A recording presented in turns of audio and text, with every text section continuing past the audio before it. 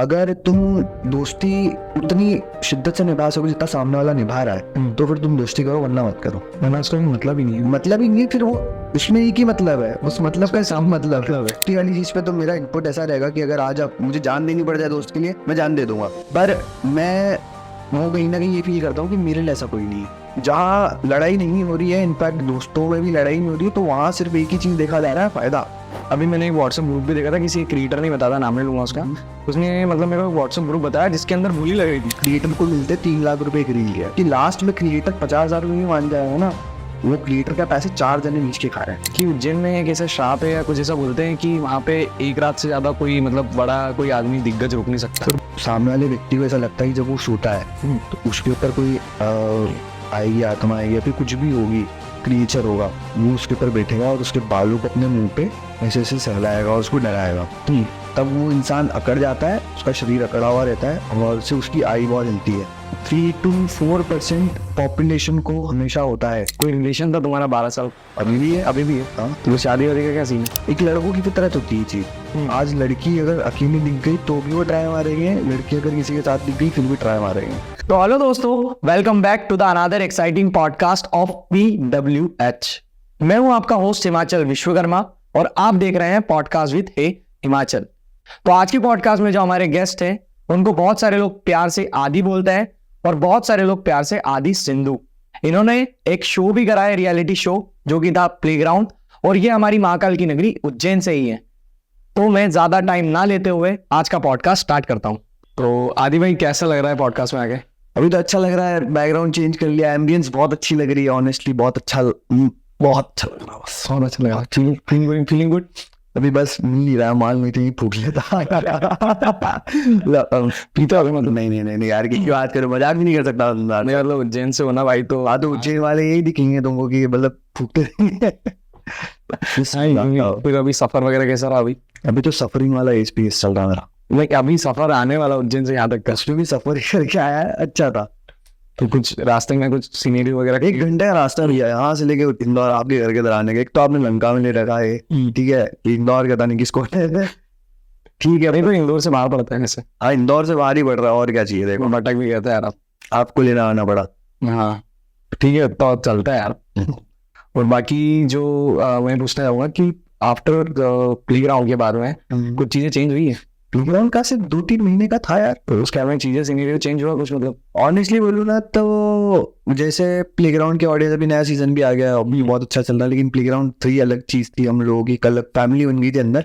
लेकिन प्लेग्राउंड जो भी था, प्लेग्राउंड के बाद आज भी लोग मुझे डीएम करते रहते हैं कि भाई तुम आ जाओ, अभी सीजन 3 में आ जाओ, सीजन 4 में आ जाओ, उनको अच्छा लगेगा, ये करेंगे वो करेंगे, वो तो लोगों की एक्सपेक्टेशन है। लेकिन मैं नहीं चाहता कि मैं प्लेग्राउंड तक रहूं, अभी पूरी दुनिया है नापने के लिए, बहुत कुछ है, सारी चीजें करेंगे, तो बस यही है। उसके बाद से आदमी, मतलब मैं बोलना चाहता हूँ, एक प्रकार से पूरा चेंज हो चुका है, बॉडी वॉडी भी बन रही है, बढ़िया पोस्ट वगैरह भी देखता हूँ, बस बन रही है। प्लेग्राउंड ने बहुत कुछ सिखा दिया ना। अच्छा, बहुत मतलब ऐसा रहता है ना कि मैं वैसा हूँ कि मैं हर जगह जाता हूँ या किसी से भी मिलता हूँ तो मैं देखता हूँ कि मैं उससे क्या सीखा हूँ या मुझे उससे क्या सीखने को मिला।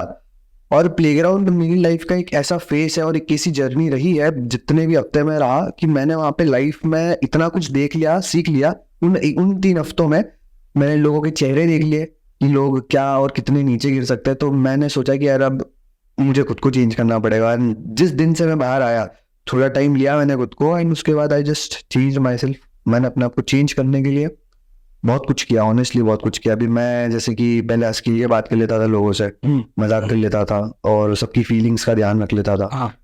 अब मैं नहीं रखता, मेरे को वो ऐसा आदि बनना है कि मैं खुदगर्ज बन जाऊं। मतलब मैंने भी देखा था उस टाइम पे बहुत स्वीट और सिंपल बिहेवियर था, बट अभी के कंटेंट में भी वो चीज आ रही है। नहीं, अब मैं मतलब अभी मैंने अपने आप को क्वारंटाइन कर रखा है इतने टाइम से कि मैं लोगों से ज्यादा मिलता नहीं हूँ। भी जैसे पहले पॉडकास्ट हमने बहुत सारे, वो तो आप हिमाचल भाई इसलिए आ गया, नहीं तो 2-3 पॉडकास्ट हैं, उन लोगों को भी बुलाते रहते कि हम आ जाओ, इधर आ जाओ। मेरा मूड नहीं होता तो मैं जाता ही नहीं हूँ। तो अभी कुछ समय के लिए आपने खुद को एक प्रकार से रोक के रखा है कि भाई जब निकलूंगा तो अच्छे से निकलूंगा। मैं भी सिर्फ, मेरा रूटीन क्या चल रहा है पता है, मैं सुबह उठता हूँ, जिम जाता हूँ, 2-1 घंटे जिम करूंगा, फिर वापस आऊंगा, खाना वाना खाऊंगा, फिर थोड़ी देर सोऊंगा, अपना रेस्ट ले लिया, बॉडी को रेस्ट ले लिया, फिर थोड़ी बहुत वीडियो बना ली, वो तो शायद कभी बना ली, तो नहीं तो फिर वापस से शाम को वापस से जिम जाऊंगा, बॉडी वर्कआउट करूंगा, फिर वापस सो जाऊंगा। यही चल रहा रूटीन मेरा, और कुछ नहीं। बहुत बढ़िया है। अगला कुछ नहीं, मतलब पहले भी फ्रेंड्स रहे नहीं इतने, अभी भी रखता नहीं मैं ज्यादा फ्रेंड, मेरे बहुत कम दोस्त रहे। और उस फेज के बाद भी मैंने ये देख लिया कि बहुत सारे लोग हैं, बहुत सारे दोस्त हैं जो एक चीज देखते हैं ना कि आप बंदे को फेम मिल रहा है, बंदे के पास पैसा है, हाँ, उस पैसे के कारण लोग आते हैं, थोड़ा टाइम रुकेंगे फिर चले जाएंगे जब पैसा खत्म हो जाएगा। तो मैंने बीच में काम करना छोड़ दिया, बस पैसे नहीं आ रहे थे तो मेरे बहुत सारे लोग भी कट गए। तो मैंने सिर्फ प्लेग्राउंड में नहीं, प्लेग्राउंड से बाहर आकर भी मैंने लोगों के असली चेहरे देख लिए। तो अभी कौन दोस्त है ऐसा कि जो पहले भी सेम था और अभी भी सेम है? तो मेरे स्कूल के दोस्त है, मेरे साथ जो वीडियोस बनाते हैं वो लोग हैं, लेकिन अब वो ऐसा सीन हो गया ना कि मैं समझ के चलता हूँ हर जगह। इसका मतलब मैं ये समझ लूं कि दूध का जला भी छाछ फूक फूक के पीता है। मैं तो बुरा ही चल गया। हाँ, मतलब अब देखो, जैसे कि ना रियलिटी शो में चीज ये है कि रियलिटी शो में इंसान की रियलिटी के साथ साथ उनके फितरत और उनके कैरेक्टर की रियलिटी भी पता चल जाती है। अभी जैसे मैं बताऊं, वैसे मैं कैमरे में कहता हूँ, कुछ कंटेस्टेंट्स थे तो वो मेरे बहुत अच्छे दोस्त थे। मतलब एक बंदा था जो मेरा बहुत अच्छा दोस्त था शो में, हाँ, एंड उससे शो से पहले बहुत अच्छा दोस्त था, ये करेक्ट करूंगा, शो से पहले बहुत अच्छा दोस्त था। तो हम लोग जब डिस्कस करते थे ना कि यार इसको वोट आउट कर देंगे, इसको वोट आउट कर देंगे, पहले कि होटल के अंदर पहले बातचीत हो जाती थी सबकी कि है ना हम इसको वोट आउट करेंगे, तो इसको वोट आउट कर देना, हम इसको वोट आउट कर देंगे, इसको निकाल देंगे। तब मैं होटल के बाहर भी मैं उस बंदे के लिए खड़ा रहता था कि नहीं यार मैं इसको वोट आउट नहीं करूंगा क्योंकि ये मेरा दोस्त है। हाँ, ठीक है, अब कहने का क्या, ऑन कैमरा तो होता ही नहीं, मैं ऑफ कैमरा नहीं बात करता था, नहीं मैं इसको वोट आउट नहीं करूंगा। डे वन जिस दिन मैं घर के अंदर घुसा, वो बंदा इतना पलटा है मेरे लिए, तो मैं उस दिन मैं ऐसा हो गया कि यार ये एक्सपेक्टेशंस नहीं थी मुझे इस बंदे से, ये मेरे लिए पलट गया। तो मुझे बाहर आके पता चला जब इनकी बात चल रही थी कि वोट आउट में आदि को बाहर निकाल देंगे, तो इस बंदे ने बोला था हाँ मैं आदि को बाहर निकाल दूंगा। तो सोचो मैं इतना इनपुट देता हूँ फ्रेंडशिप वाली चीज पे, दोस्ती वाली चीज पे, तो मेरा इनपुट ऐसा रहेगा कि अगर आज मुझे जान देनी पड़ जाए दोस्त के लिए, मैं जान दे दूंगा। पर मैं वो कहीं ना कहीं ये फील करता हूँ कि मेरे लिए ऐसा कोई नहीं है। ऐसा लगने लगा अब? अभी मतलब पहले लगता था, लेकिन पहले ऐसा सीन था ना, पहले अपन इस चीज को ध्यान नहीं देते थे, हाँ ठीक है हम लोग करेंगे, ये हमारी फ्रेंडशिप है, मैं करूंगा। बट अब जैसे जैसे बड़े हो रहे हैं, हम चीजें देख रहे हैं, तो अब ऐसा लगता है कि हमेशा हम ही क्यों करें, क्योंकि कहीं ना कहीं एक जगह आती है, एक्सपेक्टेशंस रहते हैं कुछ ना कुछ। आज जैसे आज आपने मुझे इधर बुलाया है, आपको भी कुछ एक्सपेक्टेशंस होगी, वो एक्सपेक्टेशन सबको रहती है। खासकर सबसे ज्यादा एक्सपेक्टेशंस रहती है दोस्ती में। अगर तुम दोस्ती उतनी शिद्दत से निभा सको जितना सामने वाला निभा रहा है, तो फिर तुम दोस्ती करो, वरना मत करो। वरना उसका मतलब ही नहीं है। मतलब ही नहीं है, फिर वो उसमें एक ही मतलब है, उस मतलब का सिर्फ मतलब है, उसके अलावा कुछ नहीं है। सही बात है, उसका सिर्फ मतलब है। अकेला एमपी वाले लोगों का दिल बहुत। अरे देखो अभी हमारे शो में अमूक गया था, अमूक था वो मध्य प्रदेश का है, मेरा दोस्त है, हम सब लोग इसमें गए थे। हम लोग थोड़े इमोशनली हैं, लोग इमोशनली वीक हो सकता है हमारे साइड वाले लोग, क्योंकि हम लोगों को लड़ना नहीं सिखाया था, हम लोगों को हमेशा प्यार से, फिर इमोशनल बैकग्राउंड हम लोगों को हो सकता है इमोशनल बैकग्राउंड रहा है, मम्मियों का प्यार ज्यादा मिला मुझे। ये कहने की बात नहीं तो है, जिन्हें हम लोगों को ऐसे रखा कि हाँ ये मेरा लल्ला है। तो ये एमपी वालों का तो रहता है, मैंने सबसे ज्यादा देखा है कि एमपी वाले रहते हैं थोड़े इमोशनल रहते हैं। मैं बहुत इमोशनल हूँ, और जैसे ये आज हैदराबाद बोल रहा हूँ, हरियाणा हो गया, दिल्ली हो गया, इन लोगों के लिए रहता फाइटिंग स्पिरिट वाले रहते हैं। तो बस अब थोड़ा वहां पे शिफ्ट हो जाएंगे तो थोड़ा अम्मी वो लेकर आ जाएंगे लड़ाई झगड़े वाला, फिर देखेंगे क्या होता है सिस्टम। और बाकी बचपन वगैरह कैसा क्या निकला हमारा? जैसे उज्जैन से हो तो मैं ये पूछना चाहूंगा कि उज्जैन में, मतलब उज्जैन से आपका कनेक्शन कैसा है? देखो मेरा है ना, मैं बता दूं, I am south Indian, Malayali हूँ मैं। हाँ, तो मेरा ब्रॉनअप एंड ब्रॉटअप जो भी है उज्जैन गई है, लेकिन मैं पैदा हुआ था नागदा में। तो मेरी मम्मी जब, जैसे मैं पैदा हुआ था उससे पहले मेरी कहानी मैंने एक पॉडकास्ट में बोली थी, बहुत वायरल हुई थी वाली वीडियो। इसके अंदर क्या था, मैं बेसिक स्टोरी बता रहा हूँ उसमें। हाँ, तो मेरी मम्मी को लाइक शादी के बाद एक बेबी था, तो उसके बाद वो हुआ नहीं, एंड मेरे टाइम पे भी डॉक्टर ने बोल दिया था कि ये भी नहीं होगा, इसको मिसकैरेज कर दो। तो मेरे पापा साइड की फैमिली ने मेरी मम्मी को छोड़ दिया, और मेरी मम्मी सब कुछ छोड़ के अकेले मुझे लेके विदाउट एनी टिकट ट्रेन में धक्के वक्के खा के इधर आई थी, उज्जैन आई थी मेरी नानी के पास। एंड तब से फिर मैं पैदा हो गया, एंड तब से लेके अभी तक फिर उज्जैन में, उज्जैन से बाहर गई नहीं। तो आपको कभी ऐसा फील नहीं हुआ कि मतलब ऐसा बोलते हैं और ऐसी कहानियां भी बोली गई है कि मतलब एक बाप का साया होना बहुत जरूरी होता है? मेरे लिए मम्मी सब कुछ है यार, मैं तो शब्दों ही कहता हूँ। हाँ, मुझे बाप का और मुझे कभी बाप की कमी नहीं होनी थी मम्मी। हाँ, ये चीज है कि आज अगर मुझे ऐसा कुछ चाहिए तो मैं बचपन से भी यही बोलता हूँ कि मम्मी मुझे ये चाहिए, तो मम्मी ने दिलाया, क्यों नहीं दिलाया? मैं बाप को भी बोलता, बाप भी दिलाता, मम्मी ने भी दिलाया ही है। तो मुझे कभी कमी महसूस ही नहीं होनी थी इस चीज की। दोनों वही थे। दोनों, या मैं और मुझे मेरी मम्मी, मेरी नानी और मेरी मम्मी की फैमिली साइड के सब लोगों ने बहुत सपोर्ट किया, आज भी करते हैं। और ये है कि कभी भी मुझे वो फील नहीं होने दिया कि यार ये थोड़ा अलग से ये वो, एक ही परिवार है। मैं अगर आज जैसे छोटा हूँ, मेरे घर पे मतलब भाई बहनों में मैं सबसे बड़ा हूँ, तो अगर मेरे लिए कुछ ले रहा है या फिर मेरे छोटे के लिए कुछ ले रहा है, तो उसके लिए अगर ले रहा है तो मेरे लिए भी लेंगे, मेरे लिए अगर लेंगे तो उसके लिए भी लेंगे। बचपन से ही से रहा है। तीन मेरा सबसे छोटा भी है क्या? अकेला? मैं अकेला हूँ, मेरी मम्मी का मैं अकेला हूँ, लेकिन बाकी जैसे कजिन्स है, भाई बहन है, उन लोगों का। तो भी घर में कितने लोग आप? 10 लोग है टोटल। कौन कौन? मामा मामी, मम्मी, मौसी मौसा जी, उनके 3 बच्चे, 2 सबसे बॉन्डिंग कैसी आपकी? बढ़िया ही है। तो मतलब अभी रहते आप मम्मी अलग हो या? नहीं, अभी सब लोग साथ में रहते। थोड़े टाइम बाद अभी किसी बड़े शहर में जाऊंगा तो थोड़ा सोचेंगे। मतलब अभी चल रहा है शिफ्ट होने का? अभी मेरा चल रहा है, क्योंकि अभी जैसे उज्जैन है, इंदौर है, इधर मैं चाहता नहीं, इधर मुझे करियर का जो चीजें है वो नहीं मिलेगी। हाँ, स्टेप बाय स्टेप इंसान बढ़ता है। यहाँ पे वो ग्रोथ नहीं है, ऑनेस्टली यहाँ पे ग्रोथ नहीं है। जो चीजें मैं देखता हूँ अपने लिए, जो विजन है मेरा, वो चीज इधर उज्जैन और इंदौर में भी बहुत, अभी इसलिए भी नहीं कर पा रहा हूँ मैं चीजें, क्योंकि अभी मैं जैसे अभी रियलिटी शोज है, तो अभी मेरे और प्लान्स हैं कि आगे और कोई रियलिटी शो करूँ, उसके बाद मैं दूसरी चीजें स्टेप लूंगा। तब तक मैं थोड़ा अच्छा फाइनेंशियली स्टेबल कर लूंगा, खुद कितना पैसा रख लूंगा अकाउंट में, क्या जब आ जाऊँ। और क्या। और बाकी स्कूल वगैरह कहाँ से करा आपने? सब कुछ उज्जैन से हुआ। कौन से स्कूल और कॉलेज वगैरह क्या? कॉलेज मैंने किया था बॉम्बे से, स्कूलिंग पूरी उज्जैन से हुई है। स्कूल में की थी स्कूलिंग मैंने, एंड कॉलेज मेरी पूरी हुई थी बॉम्बे से। बॉम्बे में मैंने मास कम्युनिकेशन किया है, वहाँ पे मैं थिएटर भी करता था। और ये था कि मेरा कॉलेज का था ही नहीं कि मैं कॉलेज कर पाऊंगा। कोविड के टाइम था, कोविड के टाइम में मम्मी एडमिट थी, फाइनेंशियली क्राइसिस इतने जीरो हो गए थे कि हम लोगों को सब कुछ बेचना पड़ेगा था। तो ऐसा था कि या तो मैं ड्रॉप आउट कर लूंगा, कॉलेज करूंगा नहीं, बट वो मेरा एक ईगो था कि मैं अभी 3 सालों के अंदर को कॉलेज करना है। तो मैं मुंबई जाके रहता था वहाँ पर। तो मुंबई में मैं ऐसा रहा हूँ कॉलेज के लिए, सिर्फ कॉलेज के लिए। वहाँ पे मैंने थिएटर करा है, कॉलेज किया है, और जैसे भी हम लोग नुक्कड़ नाटक करते थे, पर मैंने नुक्कड़ नाटक कभी किया नहीं है, लेकिन हाँ मेरे दोस्त लोग करते थे, मैं उनका पार्ट रहता था बिहाइंड द स्टेज वाला, बहुत काम किया वहाँ पे। आगे फ्रंट पे नहीं है? फ्रंट पे आने नहीं देते थे, वहाँ पे चलता है पार्शियलिटी। अच्छा। जैसे चाटू सर? नहीं, तो वहाँ पे एक चीज चलती है, मराठी लैंग्वेज उनकी प्रायोरिटी है। अच्छा। मेरे को आती ही नहीं है। हाँ। अब वहाँ पे मुझे मराठी में बस यही बोला ना, मला मराठी माहिती नहीं। तो उसके अलावा तो वो मतलब क्या होता है कि मेरे को मराठी नहीं आती। अच्छा, इसका मतलब क्या? मतलब ये है कि मेरे को मराठी नहीं आती, मला मराठी माहिती नहीं, तो ये बोलता हूँ। तो मुझे वैसे भी नहीं देता वहाँ पे, क्योंकि वहाँ पे ज्यादा से ज्यादा चीजें सिर्फ मराठी में होती है और हिंदी वाली चीजें होती है। और उसके अंदर भी फिर बहुत मतलब कॉलेज में भी है तो बहुत लाइन वाले लोग रहते थे कि हाँ यार ये सब लोग लगे हुए हैं। जैसे थर्ड ईयर, मैं फर्स्ट ईयर में अगर थिएटर कर रहा हूँ तो थर्ड ईयर वाला बंदा लीड पे रहेगा, हम लोगों को रोल नहीं मिलेगा, हम लोगों को थर्ड ईयर का वेट करना पड़ेगा। तो मतलब जूनियर सीनियर वाला? हाँ, जूनियर सीनियर वाला सीन। फिर कॉलेज में कोई ग्रुप वगैरह था? कॉलेज का जैसे कॉलेज में बहुत सारे लोग कर रहे थे, मैंने भी बहुत कर रहा है। मैं कॉलेज में ग्रुप में नहीं था, मैं मेरे कॉलेज में सिर्फ 2-4 मतलब दोस्त कम है।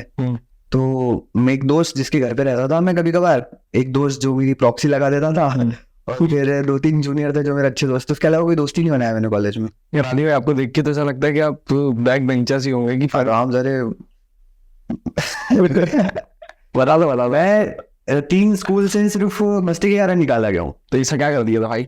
देखो, फर्स्ट था जो KG1 KG2 फर्स्ट क्लास में, हाँ, थर्ड क्लास में इसलिए निकाला कि जैसे कि आप पे खड़े होते हैं ना अपन, तो नीचे एक बंदे ने मेरे नीचे पेंसिल रख दिया और वो मुझे चुप गया। तो मैं खड़ा हुआ, मैं इसको देख रहा हूँ, अब वो बंदा खड़ा हुआ, तो 2 मुंह वाले डिवाइडर रहता है ना, मैंने वहां किया और वो बैठ गया और मैं उसको चुप करा रहा हूँ। वो घर पे कह दूंगा, तेरी मम्मी को कह दूंगा, तेरे मैम को कह दूंगा कि पहले तूने किया था।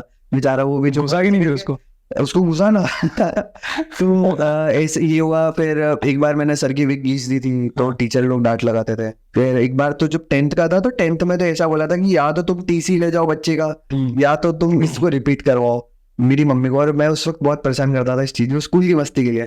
तो फिर मम्मी ने बोला कि इसको हम लोगों को TC दे दो, हम दूसरे स्कूल में डाल देंगे। फिर उसके बाद 11th और 12th में तो जाके मैच्योरिटी आ ही जाती है, मस्ती नहीं करनी वाली, क्योंकि बोर्ड्स आ जाते हैं ना, पर टाइम में करना पड़ता है। फिर वो बस हो गया। बस ये है कि मैंने आज तक स्कूल लाइफ में या कॉलेज लाइफ में पढ़ाई नहीं करी। एक दिन पहले पढ़ के जो मन में आया लिख के और मैं फिर पास हुआ आज तक। तो ऐसे कैसे कर लेते आप? वो ऐसा है कि मैं 2 या 3 घंटे भी दूंगा तो मैं सिर्फ उसको दूंगा, फिर उस पर्टिकुलर उस चीज को दूंगा, उसके अलावा कुछ नहीं दूंगा। मतलब ये शुरू से ही ऐसा मामला? हाँ, शुरू से ही। मतलब मेरी मम्मी मुझे महीने भर पढ़ा देगी, मेरे दिमाग में नहीं घुसती थी चीजें, मैं एग्जाम के एक दिन पहले जाऊंगा, उसको पढ़ूंगा, उस वक्त पढ़े में पढ़ाई होती है ना, उस वक्त पढ़ूंगा और फिर सारी चीजें याद हो जाएगी, मैं लिख कर आ जाऊंगा। बैक बेंचेस वालों को यही तो रहता है कि वो सामने वाला बंदा रात में अगर 1 घंटा भी पढ़ लेगा ना, तो वो कुछ क्वेश्चन भी पढ़ लेगा, वो गलती से भी फंस जाते हैं पेपर, अरे और क्या, वो किस्मत अच्छी उस चीज में। है ना। तो सिर्फ बैक बेंचर्स ही लिखा के पैदा होते हैं। और मेरी वो तो जैसे हम लोगों एक था कंपनी लॉ करके, हमारे इसमें subject है? नहीं, हमारे एक टॉपिक था कंपनी लॉ करके, और उस वक्त निकला था एनीवे बंटाई का गाना, क्या बोलती कंपनी। वो भी भर के आया हमारे जैसे लोग तो कि क्या बोलती कंपनी, कवायद है बहुत money, this is called company law. और यू भी मार्क्स मिल जाते हैं, सिर्फ लिखने के मार्क्स मिलते हैं। हमारे साथ में, मेरे साथ में ऐसा सीन हुआ था कि मैं फार्मेसी करी मैंने भोपाल से, तो मेरी क्लास में एक बंदा था बहुत गांजा पीता था लपक के, तो वो बंदा गांजा पी के पेपर देने भी जाता था। अब एक दिन मेरे साइड में, मतलब जस्ट एक रो बैठ के साइड में वो बैठा हुआ था, अब वो बंदा इतना भंड गांजे के नशे में कि वो पेपर में लिखते लिखते ब्रेंच पे कब आ गया उसको मालूम ही नहीं है। और फिर पीछे से मैम आके बोलती, बेटा पेपर इधर है। उसमें वो लिख के, उसमें पता है गाने ब्लू आइस हिप्नोटाइज, और ये ऑर्गेनिक केमिस्ट्री में क्या होता है H2O, उसमें आप थ्योरी नहीं लिख सकते। ऑर्गेनिक केमिस्ट्री में तो हम सैनिटाइजर के पीछे का लिख के आए थे। हाँ, क्योंकि क्या रहता है, हम लोगों का PCM था, कोविड के बाद एग्जाम लगी थी हमारी केमिस्ट्री की, 2 एग्जाम लेट हुई थी, तो कुछ पढ़ा ही नहीं साल भर, उनको तो साल भर की छुट्टी मिली। फिर कोविड के टाइम पे तो बस पेपर तो इसे निकले था हमारे, बस पास हो गए। तो मैं बताऊँ, मैथ्स का पेपर था हमारा, तो मैथ्स का पेपर था कोविड के बाद, मैं बैठा हुआ हूँ और जिसमें हम लोगों के सेंटर आया था, एक गर्ल्स स्कूल था, उसके करेक्ट पास में महाकाल मंदिर है। हाँ, करेक्ट पास में, तो खिड़की के करेक्ट साइड में जो महाकाल बाबा दिखते, उनकी शिखर दर्शन हो जाते। तो मैं इधर से लिखता, एंड क्या हुआ, मैं एक सॉल्यूशन किया, उसके बाद मैंने डन किया, फिर मेरा हाथ जोड़ रहा हूँ, फिर मैं लिख रहा हूँ मेरी कॉपी से, इधर की चारों लोग मेरी कॉपी से देख के लिख रहे हैं। और पता नहीं क्या हुआ, मैं गलत भी आंसर लिख रहा हूँ, मेरे को एक्सपेक्टेड नहीं था, 80-85 आया मेरी उसमें, वो लगी डिस्टिंक्शन लगी है मैथ्स में, तो मतलब डायरेक्ट अपने आप। मुझे इतना तो है कि मेरी मैथ्स अच्छी है, लेकिन मेरे को भरोसा नहीं है ना कि मेरी मैथ्स अच्छी है, मैं बस लिख रहा हूँ और ऐसे मार्क्स आ रहे अच्छे। मेरे सर और सब लोग ऐसे वो थे, क्या शौक हुए ये कैसे, इसको कैसे आ गए, मैंने तो तभी पढ़ाया स्कूल की, तो पढ़ा भी नहीं इतना। तो रहता है क्लास वाले को, मतलब बच्चा जो मस्ती करता है ना, मैं तो रीचेक भी नहीं करी कॉपी, कभी गलती से दे दिया, चुपचाप बैठे रखा। हम बच्चे को ऐसा मतलब समझते हैं कि जो बच्चा एकदम मस्ती करने वाला ना, तो वो साले यही सोचते हैं कि अरे कुछ नहीं होगा, फिर जब वो बच्चा लेके आया था ना, तो ये कैसे लेके आ गया भाई। और आज की डेट में भी टीचर्स को वही बच्चे याद रहते हैं जो बैक बेंचर सबसे ज्यादा मस्ती करता था, या तो फिजिकल एक्टिविटी में था, या तो कोई मतलब ऐसी एक्टिविटी में जिसमें दूसरे बच्चे नहीं रहते। आज जैसे हमारे साथ अगर कोई टॉपर भी चले जाएगा ना, तो टीचर उस टॉपर को नहीं, हमको पहले पहचाना है। हाँ, क्योंकि हम लोग भले लाइफ में कुछ भी कर रहे हैं, लेकिन हमने वो जो एरा है, जो फेस है बचपन का, जो पढ़ाई लिखाई वाला, उसमें हमने मस्ती करी, तो टीचरों को भी मजा आते हैं, टीचर लोग बताते नहीं, ये याद रहती है टीचरों की बात है। हाँ, कि इसने ये ऐसा करा, इसने ऐसा ये कांड करा था, इसने मेरे बाल खींचे थे, हाँ इसने ऐसा करा, इसने बाथरूम में बम फोड़े थे। हाँ, बढ़िया था वो स्कूल लाइफ, तो बढ़िया था मेरा स्कूल लाइफ। क्या स्ट्रगलिंग फेस तो स्कूल के बाद पता चलता है कि क्या है कॉलेज वॉलेज में, और एक्चुअल औकात तो चलती एक्चुअल। और कॉलेज का तो इतना ट्रॉमेटाइज रहा है मेरा, मैं दोस्त भी नहीं बनाया कॉलेज में कभी, और ट्रॉमेटाइज जैसे कि मैं अगर सोच रहा हूँ, मैं जब कॉलेज में था तो मुझे फाइनेंशियल अपने आप को स्टेबल रखना है, मेरे घर को भी रखना है, मेरे को भी रखना है, मम्मी से कुछ काम करा नहीं सकता, मुझे मेरी सारी चीजें कवर अप करनी, जितनी भी चीजें है। मेरी कॉलेज की फीस मैंने भरी, मैं पढ़ाई की चीजें, खाना पीना, वहाँ पे रहना, बॉम्बे में रहना बहुत मुश्किल होता है। मैं तो नवी मुंबई रहता था, तो वहाँ पे एक रूम का रेंट, जितना बड़ा अपना स्टूडियो है, इतना बड़े रूम का रेंट 10-11 हज़ार रुपये रहता था। और उस वक्त मैं क्या क्या करता था, मैं एडिटिंग करता था लोगों की, मैं जिसे मैं ब्रांड का नाम नहीं ले रहा किसी, क्लाइंट्स लेकर आता था, वो अभी अच्छा ब्रांड है वो, तो जो स्टार्टअप में रहा है लोग, तो उनके लिए क्लाइंट्स लेकर आना, उनका सोशल मीडिया हैंडल करना। और फिर मेरा एक दोस्त आर्यन जानता हूँ मैं, आर्यन आप भी जानते, रजत आर्यन, तो उन्होंने मेरी बहुत हेल्प करी थी, जॉब दी थी उन्होंने, तो ये सारी चीजें मैं साथ में लेके चलता था उसको कॉलेज टाइम पे। मैं बहुत एक्टिव हो जाता हूँ यार, अरे बहुत ज्यादा, मैं मेरी हालत देख लोगे आप बोलोगे याद ही आपको ही मैं लूंगा। उन सब चीजों से मतलब मान लो ये कि अभी क्या इम्पैक्ट पड़ा है, सीखने को मिला। हाँ, सीखने को क्या मिला है, बहुत कुछ सीखने को मिला। एक पहले तो लोग है, और फिर दूसरा सर्वाइवल।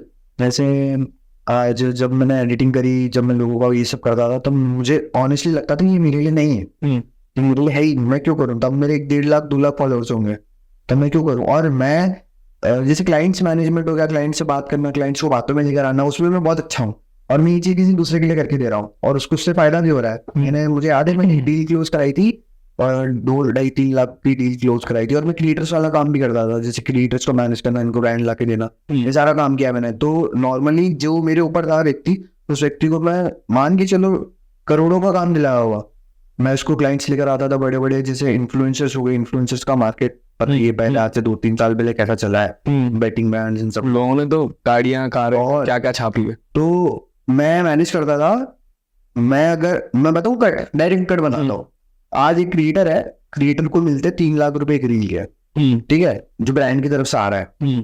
एक बंदा आया ए ने बोला कि इसको मैं 2.5 लाख में बनाऊंगा, 50,000 रुपए उसकी जेब में। फिर एक बंदा आया बी, वो बोलेगा ये मेरा क्रिएटर है, मैं इसको इतने में बनाऊंगा। अब एक सर्कल बन जाती, chain, creator to brand, creator to brand. इतने लोग हैं कि लास्ट में क्रिएटर 50,000 रुपए भी मान जाएगा ना, वो क्रिएटर का पैसे 4 जने नीच के खा रहे हैं। मतलब ये मैं लिंक बीच में बहुत सारे लोग खाने वाले आ गए हैं, जो दलाल है, मीडिएटर बन गए हैं। हाँ, पहले direct शब्द है ना, हाँ, अच्छा शब्द है वही, ब्रोकर्स। हाँ, तो जैसे कि एक क्रिएटर है, बड़े मतलब एक्टर एक्टिंग लाइन में ही है, तो उन लोगों का जो शूट रहता था वो 6-6 लाख रुपए लेते थे एक शूट के। तो उनके नाम पे ब्रांड, ये लोग ब्रांड से ये लोग उठाते थे 20-25 लाख रुपए, उनसे उठाते थे और ब्रांड से। और कहते थे कि शूट वूट हम करेंगे, और मैक्स टू मैक्स शूट हो जाता था, अच्छे से अच्छे सेट पे शूट हो जाएगा 50 से 60 हजार रुपए में एक दिन का। एक दिन पूरा शूट निपट जाता है ऐड का। और इनसे 25-30 लाख रुपए उठा लेंगे, उनकी जेब में डाल ली वैसे, और क्रिएटर को भी दे दिया, जो भी आर्टिस्ट उसको दे दिया, और इनकी जेब भर गई। और मैं इनके लिए चीजें काम करके देता था, और मुझे मिलती थी सैलरी 10,000 रुपए। अब मैं सोचता हूँ कि यार मैंने इनको लागू होगा काम किया है, फिर वो थोड़ा ऐसा भी लगा कि मुझे यार कि अब नहीं करना, मुझे मैं खुद पे ध्यान दूंगा, मुझे अपनी वर्थ इतनी बनानी कि लोग मुझे इतना पैसा दे। और मैं मार्केट में आज भी मैं बड़ी ब्रांड नहीं करूंगा, मैं वही ब्रांड करूंगा जिसका मुझे पैसा मिलेगा। मेरी मरी से मरी आदत मैं वही ब्रांड करता हूँ जो मुझे मेरा रेट दे रही, जो मैंने मांगा। उसके अलावा मेरे पास मूवी पड़े रहते 20,000, 25,000, 50,000, मैं करता ही नहीं। तुम्हारा मना ऑलरेडी करके देख चुका कि चीजें करने के डायरेक्ट लिंक मैनेज किया है। हाँ, अगर डायरेक्ट ब्रांड आके, मुझे पता है डायरेक्ट ब्रांड से मैं इतना मांगूंगा, एक्स अमाउंट मांगूंगा, वो नेगोशिएट भी करेगा तो X to Y हो जाएगा, लेकिन Z नहीं होगा। वो बस बीच वाली पिक्चर नहीं होना बीच वाली पिक्चर बहुत रहती है। आज जैसे आधे से ज्यादा लोगों ने अपनी मार्केट वैल्यू इसलिए गिरा दी क्योंकि उनको पता ही नहीं इनकी वैल्यू क्या है। वो लोग पूछते कि ये इस रील का कितना होगा, इस स्टोरी का कितना लूं। मैंने देखा 1 मिलियन फॉलोअर्स वाले बंदे 5-5, 6,000 रुपए की स्टोरियां कर रहे हैं। हाँ, तो क्या चाहिए उनकी स्टोरी भी, चलो ठीक है 20,000, 25,000, लेकिन एक वर्थ रहती है। तुम अपने आप को उतने में ही बेचो। सही बात, बेचते ही नहीं लोग। अभी मैंने एक व्हाट्सएप ग्रुप भी देखा था, किसी क्रिएटर नहीं बताता, नाम नहीं लूंगा उसका, उसने मतलब मेरे को व्हाट्सएप ग्रुप बताया जिसके अंदर बोली लग रही थी। हाँ, लगती है, क्यों नहीं लगती। 70,000 वाले को इतना दिया जाएगा, 1,000 रुपए, 2,000 रुपए, और एरिया वाइज भी आता है। हाँ। पंजाब के अगर आप हो तो 1 मिलियन अगर आपके फॉलोवर्स है तो 5,000 रुपए स्टोरी। आप ये जो लोकेशन वाली बात है ना, जैसे कि क्या होता है, आज आपको भी इसका फायदा मिलेगा कभी आप करो तो। जैसे आपने क्रिएटर्स में अपने इंदौर या उज्जैन में लिख दिया, तो वो पहले ब्रांड को पता चल जाएगा उज्जैन इंदौर में रहता है, छोटे से शहर में रहता है, तो इसका ज्यादा वैल्यू नहीं है। अच्छा, वो अगर जहां अपन ने दिल्ली, हैदराबाद और ऐसे बड़े शहर लिख दिए, मेट्रो सिटीज लिख दिए, तो ब्रांड आएगा, अप्रोच करेगा, और वो बोलेगा अगर वो इधर रहने की लाइफस्टाइल अच्छा अफोर्ड कर सकता है तो अपन इसको पैसा भी देंगे इतना ज्यादा। वो मांगेगा भी इतना ज्यादा, क्योंकि उसको उसकी लाइफस्टाइल अफोर्ड करनी है ना, उसको बड़ी गाड़ी में घूमना है, उसको जैसा भी करना है, सारी चीजें करनी है। अगर मैंने लिख दिया उधर उज्जैन लिख दिया, मैंने अब इंदौर लिख दिया, ऐसा नहीं कि छोटे शहर है, लेकिन ये ब्रांड की नजर से, ये ब्रांड को इधर से कुछ फायदा नहीं होने वाला। तो कभी भी आप अपने इंस्टाग्राम चला रहे हो, आप देखोगे आपके ना, आप पे डेमोग्राफिक्स पे जाओगे तो आप भी लिखा हुआ रहेगा कि आपकी मोस्ट ऑडियंस कहाँ की है, मेरी है दिल्ली, बॉम्बे, हाँ, ऐसे करके। तो आप उस शहर को विजिट करो, बार बार वहां जाओ, घूमो, स्टोरियां डालो, और फिर अपनी बायो में भी लिखो कि आप इधर के हो, ताकि आपको आपकी ऑडियंस तो पता ही है यहाँ की ऑडियंस है, प्लस आपके ब्रांड को भी पता रहेगा, प्लस ब्रांड को भी लगेगा ना कि यहाँ का रहता है, यहाँ पे आना चाहिए, मोस्टली यहाँ आता है। तो इसकी नेटवर्क भी नहीं हो तो भी वो अपनी लाइफस्टाइल मेंटेन कर रहा है इस जगह को लेकर, तो इम्पैक्ट पड़ता है उससे। तो आदि भाई, जैसे अभी आपने बताया कि वो ब्रोकरी वाला जो बीच में आ रहे थे लोग खाने वाले, तो मेरे साथ में भी एक सीन हुआ 2017 की बताता हूँ। हाँ, उसमें क्या हुआ था कि मतलब टिकटॉक था उस टाइम पे, तो वहां पे क्या होता था, जो टिकटॉक का 6 मिलियन फॉलोवर्स वाले, ठीक है, उन लोगों का एक कोई बंदा रहता है, वो बंदा उन लोगों का सेलिब्रिटी फेस करवाता है, जिसमें वो एक पोल क्रिएट करता है, तो वो पम्पलेट हर सोशल मीडिया के इस पे फैलाता है, और उस पर आपको रजिस्ट्रेशन करना होता है, और आपको फोन लगा के ये बोला जाता है कि आपका मॉडलिंग में सिलेक्शन हो गया है, ठीक है, फोटो आपको अपलोड करना पड़ती है उसमें, तो आपका मॉडलिंग में सिलेक्शन हो गया है और फिर आपको इस एड्रेस पे यहाँ आना है। तो भाई उस टाइम पे तो मैं था कॉलेज में, सोर्स ऑफ इनकम कुछ नहीं, पापा देते थे। उस समय वही पापा ने फीस डाली अपनी गाय की कॉलेज की भरने के लिए, ठीक है। अपन ने बोला वाह ये चांस है अपना। तो मैं तो खुद मरा ही मरा। मेरे साथ में एक भैया थे आदित्य उपाध्याय, उनको ही बोल दिया। तो अब हमने कितने रुपए दिए, दोनों ने मिलके 10,000 रुपए, 20,000 रुपए दोनों ने दिए। तो फिर हमको उन्होंने बुलाया कोलकाता, और वहां पे जो सेलिब्रिटी था वो आया था मिस्टर पेजू, ठीक है। और उस टाइम पे उसका क्रेज अच्छा था। तो अपन चले गए, अपन ने जैसी फोटो डाली भैया आग लग गई पूरे गाँव में, मॉडल बन गया। बोले वो तो क्या कर आगे एक चीज मैं 20 में आया था। 20 क्या? मैं 20 में आया था, इसी लाइन में मैं भी खड़ा था। कहाँ पे, कौन सी भोपाल वाली लाइन में खड़ा था। भोपाल में भी बोला क्या? भोपाल में था, पर मैं किसी टिकटॉकर के साथ नहीं आया था, एक एक्ट्रेस के साथ गया था, वो हो गया। फिर उनने मेरे से भी लिए रहते थे, 1,000 रुपये लिए थे। अरे उसके बाद में हमारा कट गया। फिर किसी एक मॉडल के साथ उन्होंने शूट वूट करवा दिया हमारा, और फिर हमको बोलते कि बोले आपको जाना है सिंगापुर।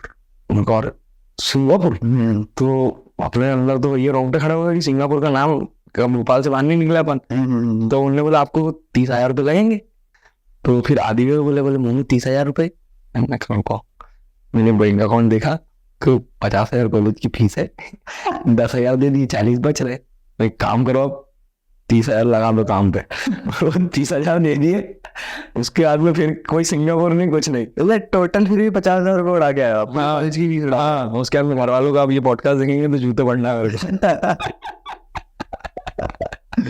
क्योंकि स्कॉलर वगैरह नहीं आती थी यार मेरे, तो इस चक्कर में लग गए अपने। और क्या, स्टार्टिंग में सबसे पहले जब मैं स्कूल आया था, मुझसे 1,000 रुपये लिए थे किसी ने, ऐसे ही एक्टिंग का ऑडिशन दे रहे हैं, आपकी एक आइडेंटिटी कार्ड बनेगा, उसके लिए 1,000 रुपये दे दो। मैं था 1,000 रुपये तो दे दो। फिर ऑन ले रहे थे, फिर मेरी मम्मी ने पकड़ लिया था मेरे को कि पैसे किसी को दे रहा है। फिर यार वो चाहिए, फिर फोन ही नहीं दिया मेरे को। मैं भी ऐसे पैसे डालता था, मतलब पहले कैश रहते थे, ऑनलाइन का था नहीं, इतना यूपीआई नहीं था। तो मैं करता था फोटोग्राफी और ऐसा वीडियो का काम, उस वक्त बचपन से चलता रहा। तो मैंने बस जो पैसे इकट्ठा किया उठाया, घर पे नहीं देता, मैं घर पे देता था तो, लेकिन खुद के खर्चे होते थे मेरे ज्यादा, ताकि मैं उस बंदे को दे रहा हूँ 1,000 रुपये, 2,000 रुपये, 7,000 रुपये ऐसे करके। फिर बाद में पता चला कि ऐसे लूट रहे हैं, ये है वो, मैं दे रहा था, बचपना था, हो गया। गलती सबसे होती है, सबसे होती है वो, तो गलती पार्ट ऑफ लाइफ। 50,000 का फटका लगा, मेरे को 7,000 का लगा। और फिर उसके बाद में क्या बोलते अपना, ये जैसे उज्जैन का मैं पूछा तुमसे, तो उज्जैन में कुछ ऐसी घटना घटी हमारे साथ, कुछ हॉरर टाइप से? अब जैसे हम लोग ना शॉर्ट फिल्म बना रहे थे एक बार, तो बहुत ऐसी कहानी है कि मैं, सक्षम है, कुणाल है, हम लोग शॉर्ट फिल्म बना रहे थे, और वो हॉरर शॉर्ट फिल्म ही थी। तो रात के 1-1:30 बजे अचानक से सारी चीजें गिरने लग गई, अचानक से। जो रूम का हमने जो सेटअप किया था ना, जैसे दरवाजे में हमने गिटार लटका रखा, पहले गिटार नीचे गिरा, और क्लॉक थी, क्लॉक नीचे गिर गई। तो ये चीज हुई, वो उस वक्त भी ऐसे नवरात्रि चल रही थी या कुछ ऐसी टाइम चल रहा था, तो सारी चीजें अपने नीचे गिरने लग गई। एंड वो अच्छा लगता नहीं। तो उसके अंदर एक बीच में कॉमेडी भी हुई थी। तो रात के 5 बजे उसके दूसरे दिन नाग पंचमी थी, और उसके लिए ढोलक बजाते रोज सुबह घर पे जाके। तो 5-1 बजे हम लोगों का ये सारी चीजें अपने आप नीचे गिरी, हम लोग खड़े हुए ऐसे, और हम लोगों की फटी पड़ी हाथ में आ गए, सब लोगों के कलेजे हाथ में आ गए। और कुणाल खड़ा है दरवाजे पे, और अचानक से ढोलक की आवाज आई, तो कुणाल वहां से उछल के दूसरे कमरे में सक्षम के ऊपर चढ़ गए, एकदम अंदर कमरे में, और सब लोगों की फट गई, लेजिट ऐसी फटी, क्योंकि एकदम शांति का माहौल, वैसे पिन ड्रॉप साइलेंस हो जाता है ना वैसा। और अचानक से धन धन धन धन जो अंधेरे में फटी है, इसके बाद वो अंदर। एंड उस वक्त भी रात को, जैसा उस दिन मुझे नाइट पैरालिसिस हुआ था, स्लीप पैरालिसिस मुझे होता है, हुआ है बहुत बार। जाते एकदम से? नहीं, स्लीप पैरालिसिस ऐसा होता है, अकड़ जाता है इंसान। हाँ, ऐसा कि इंसान सोते सोते उठ भी नहीं पाता, और उसके ऊपर ऐसा लगता है कि कोई बैठा हुआ। फिर तो ये स्लीप पैरालिसिस मैं आपको बताता हूँ, 1 मिनट पहले पूरी स्टोरी कंप्लीट हो जाए। फिर उस दिन हुआ ये सारी चीजें, उस दिन मुझे स्लीप पैरालिसिस भी हुआ। मैं 7:30-6 बजे उठ के घर चला गया। हम लोगों का सेट अलग था और घर अलग था, तो मैं इन लोगों को छोड़ के घर चला गया। एंड सेम थोड़ी देर बाद 12-1 बजे सुबह की 12-1 बजे मैं वापस से सेट पे आया, तो कुणाल बैठ के रो रहा था। तो उस दिन ऐसे फील भी होता है ना कि अच्छा नहीं लग रहा, ऐसा लग रहा हो कुछ एंटिटी हो। तो उस दिन कुणाल बैठ के रो रहा। मैंने पूछा क्या हुआ कुणाल? तो बोले कि मेरे मामा जी शांत हो गए, रात को 2-3 बजे शांत हो गए, ऑटो में बैठे हुए थे, उनको अटैक आया, शांत हो गए। और जो हमारे इधर से चीजें गिर रही थी, क्या बोलते हैं, क्लॉक हो गया, वो भी 2-3 बजे गिर रही थी। एंड जो कुणाल था वो अपने मामा जी से बहुत क्लोज था, बहुत ज्यादा क्लोज। उस वक्त ही सारी चीजें हुई तो हम लोगों को लगा कि जो रात को हुआ वो कोई ऐसी आम बात नहीं थी, वो एक्चुअली में कुछ था। तो स्लीप पैरालिसिस, और मुझे स्लीप पैरालिसिस भी एक्चुअली तब होता है जब स्लीप पैरालिसिस वाला इंसान उसको उसके आसपास ऐसी एनर्जी हो या फिर उसके दिमाग में या फिर उसको डर बैठा हो। तो स्लीप पैरालिसिस एक ऐसी फिनोमिनन है जहाँ पे एक सामने वाले व्यक्ति को ऐसा लगता है कि जब वो सोता है तो उसके ऊपर कोई आएगी, आत्मा आएगी या फिर कुछ भी होगी, क्रिएचर होगा, वो उसके ऊपर बैठेगा और उसके बालों को अपने मुंह पे ऐसे ऐसे सहलाएगा और उसको डराएगा। तब वो इंसान अकड़ जाता है, उसका शरीर अकड़ा हुआ रहता है और सिर्फ उसकी आई बहुत हिलती है, वो अपने आसपास की सारी चीजें फील कर सकता है। उसको आवाजें आती है, जैसे किसी की फुसफुसाने की आवाज आ रही है बहुत जोर जोर से। मैंने इसकी पूरी वीडियो बनाई थी मेरे चैनल पे डली हुई स्लीप पैरालिसिस करके, और इस पूरे जो हमारे साथ हुआ था इस पूरे इंसिडेंट को भी मैंने उसको वीडियो में कवर कर रखा है, अभी देखना आप। भाई बिल्कुल देखना, आप जाके चैनल के मुंह में डाल दूंगा। बिल्कुल, बहुत वो एक्चुअली रियल एक्सपीरियंस है ना, तो आपको वैसा लगेगा, तो वो फील भी होगा उस टाइप से लगेगा भी, वो ये होता है एक्चुअल। वो ऐसा एक बार नहीं, मेरे साथ बहुत बार हो चुका है स्लीप पैरालिसिस। तो डॉक्टर को नहीं दिखाया जाए, इसका कोई इलाज नहीं है क्या? इलाज ही नहीं, ये होता है, ये एक्चुअली आपको भी हुआ होगा कभी ना कभी।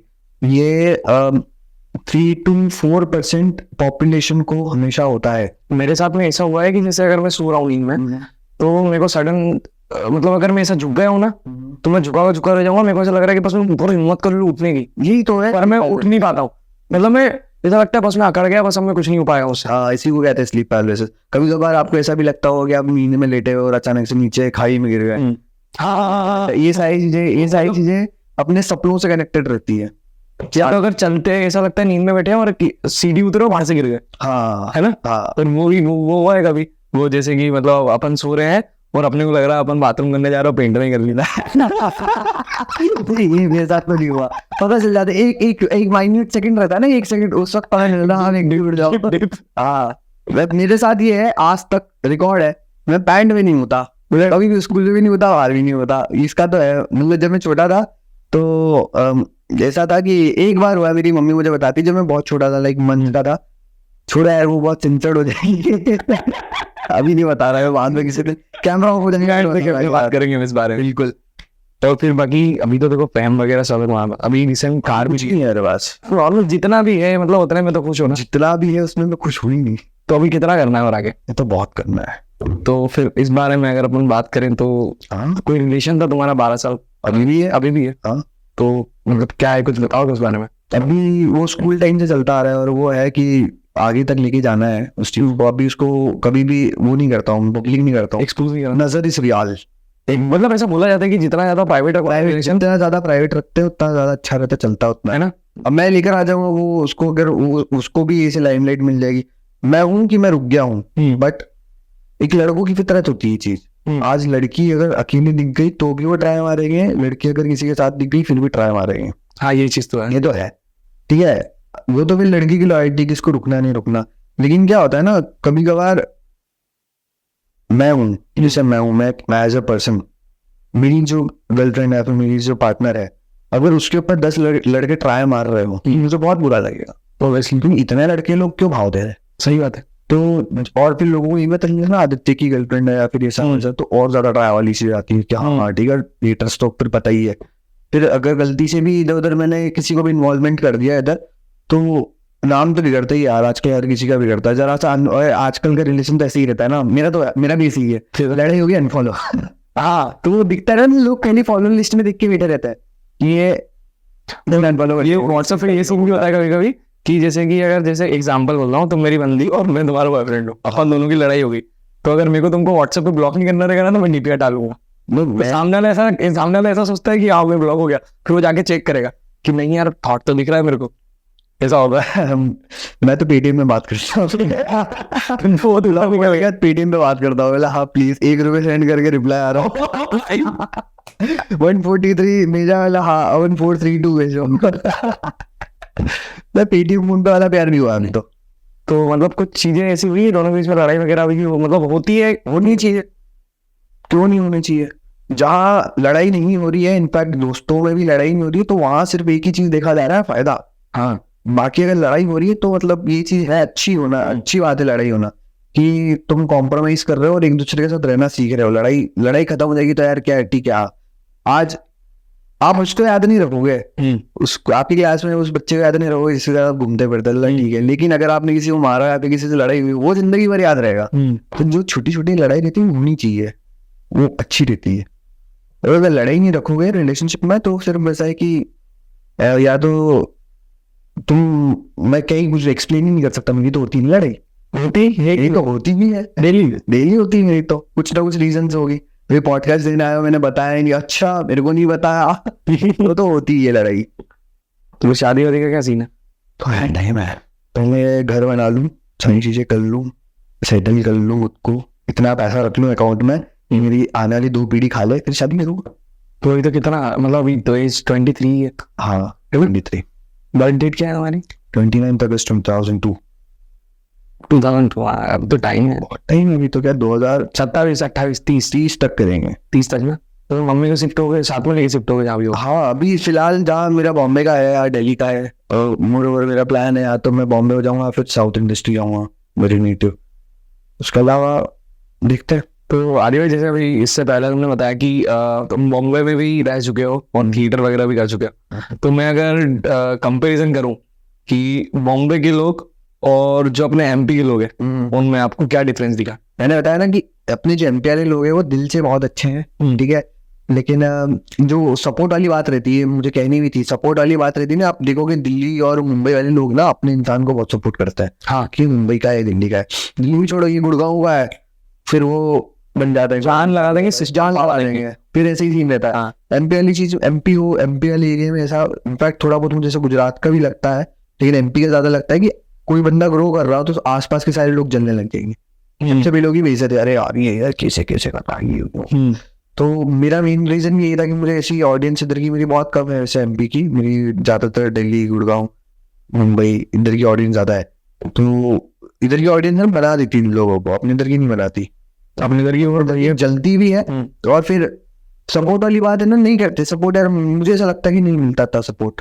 वो शायद यहाँ पे ऑडियंस शायद टायर 2 टायर 3 वाली है, वहाँ पे तीनों टाइप की ऑडियंस मिल जाती सब दूर, पर जो टायर ऑडियंस होती है ना, टायर्ड ऑडियंस, आज पता हूँ भुवन बाम को सब दूर प्यार मिलेगा। कहीं भी जाओ, आज भुवन बाम इधर खड़ा हो जाएगा, उसको प्यार मिल जाएगा, वो बात अलग है। वो बंदा फर्स्ट सेंसेशन है सोशल मीडिया का, शाहरुख खान है वो यूट्यूब का, और अच्छा है यार, मतलब उसका सपोर्ट अगर उसको उस वक्त भी मिला है, उस वक्त जब उसने शुरू किया, लेकिन आज की डेट में कोई भुवन बाम नहीं बन सकता। एक ही है वो, उसका कुछ है ही नहीं, क्योंकि आज सबको पता चल गया ना वीडियो बनाएंगे। अभी जो आज भुवन बाम के एरा से जिन लोगों ने कंटेंट क्रिएशन शुरू किया वो आज कुछ है, ठीक है, क्योंकि उनको उस वक्त कोई ज्यादा कर नहीं रहा था। लेकिन आज जो बंदा 0 से शुरू कर रहा है, ऐसा नहीं हो सकता कि कल के कल उसको पूरा इंडिया मिल जाएगा, फेम मिल जाएगी, टाइम लगेगा उसको, टाइम लगेगा, आज से 10 साल बाद मिलेगा ना। जैसे थॉट है ना, आज से 10 साल बाद बोलेंगे कि अब आदित्य इस इंडस्ट्री का शाहरुख खान है, हाँ, फिर वो बात अलग है, हमारा पॉडकास्ट अच्छा नंबर 1 बन जाएगा फटाफट, इसकी रील कट जाएगी ना।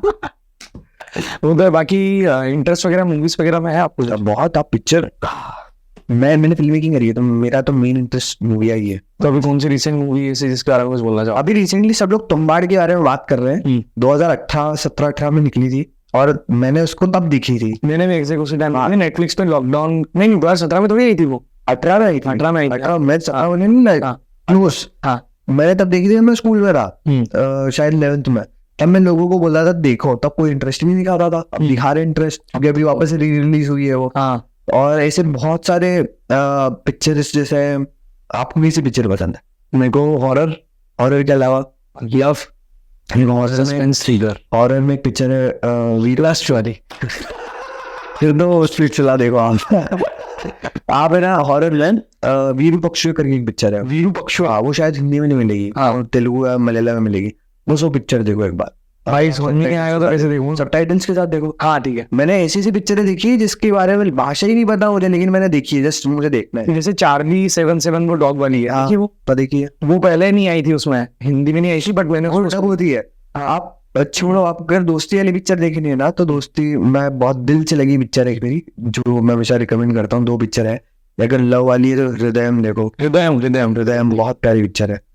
और फिर जो दोस्ती वाली है अभी निकली है, वर्षंगल कृषिशम करके, मलयालम पिक्चर है।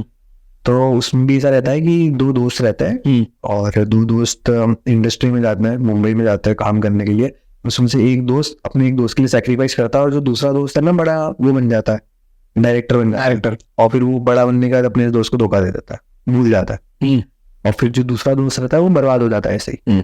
और इस जो बड़ा बंदा बना है उसको ये बिल्कुल ये पता है कि इस बंदे के सेक्रीफाइस के कारण ही बड़ा हुआ है।